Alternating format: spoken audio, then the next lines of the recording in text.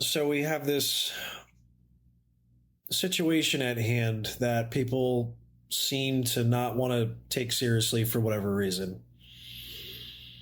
I don't do these,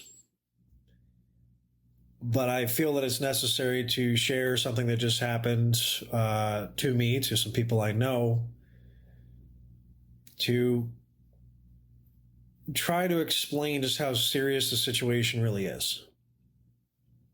So, I know there's a lot of people that think that this virus going on is a political agenda. It's not real. It's not that serious.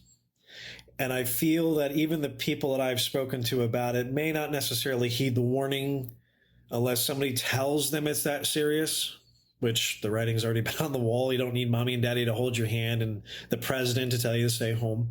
There's a reason why major companies are closing. If Disney is closing, that's a clear qualifier of this is serious. They don't close for anything.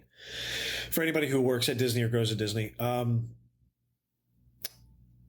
So I just received word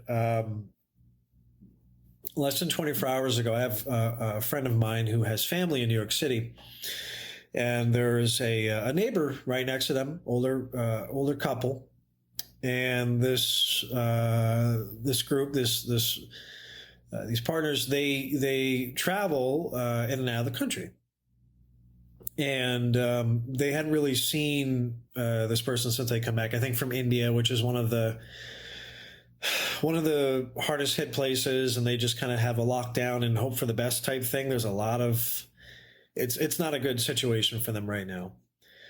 So not only that, whatever that you're contracting when you're at the airports from other people who also may test positive, you're carrying that with you. And they hadn't seen this person for a while, and whatever that they were doing, this neighbor, they would never come out of the house. You don't literally to the store to get medicine and come back. If there's a delivery, they left it on the fence. So body bags were carried out this morning. They had hazmat suits on when they carried the body out, and the husband tested positive later on. They confirmed tested positive for coronavirus. So I understand that people don't want to take this seriously. They think that they're invincible, invulnerable. It's just a sickness. This is just not your ordinary flu. It's not your ordinary bacteria.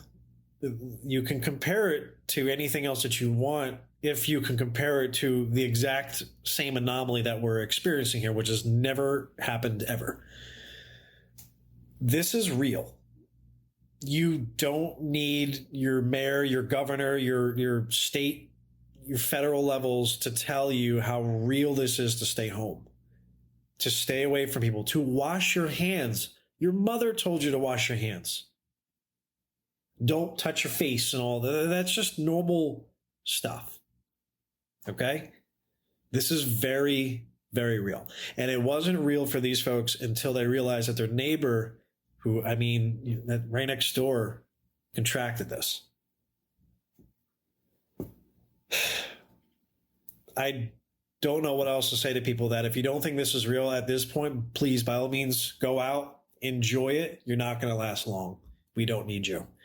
This is serious. If you care about your lives, if you care about the well-being of your friends, your family, your coworkers, your loved ones, even people you don't like. I mean, I don't want to see people die like this, but this thing attaches itself to your lungs. Like if you're walking through the grass and you get these little stickly little things, these little prickers that stick to your shoelaces, that's what this infection is doing to your lungs. It sticks to the inside of your lungs. You're already stressed. A lot of people are worn down on a daily basis. They're tired from traveling. They're tired from work. They're running crazy shifts long before this. And all it takes is just a little bit of a worn down system to touch your face the wrong way or rub whatever it is for this thing to enter your system.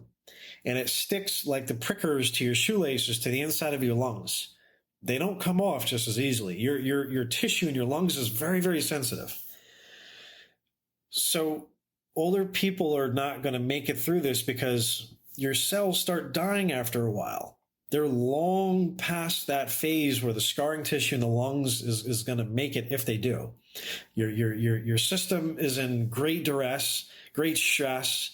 If a lot of heart attacks I'm hearing about now, as far as from what I'm reading and seeing and contacts out in the field, your body is not used to this level of stress, and it physically cannot oxygenize the cells. You can't breathe. So once you go into cardiac arrest, they can't bring you back because your body can't get oxygen. The stuff is blocking it. Stay home, please. This is going to be bad for at least the next month. We have not peaked in the US yet. It has just gone up. Stay home. Stay clean. Wipe down your groceries. Take a shower when you're out. Try to be in and out. Take one person younger. I try to do that where I can. So anybody else who gets sick, it's me. I'm the healthiest.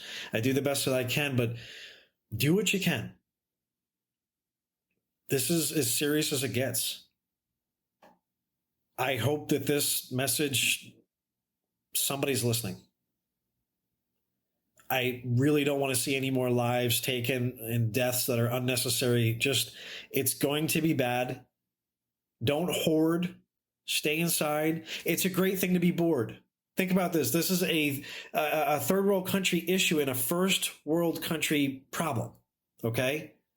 Most of us have a place to stay right now. If you can't afford the rent, you can't afford whatever it is over your head, people are not going to throw you out, but at least you have a place to stay. People in India don't. A lot of people in New York City do not have a place to stay. I remember doing that when I lived there. Just please, please, please be smart about what you're doing.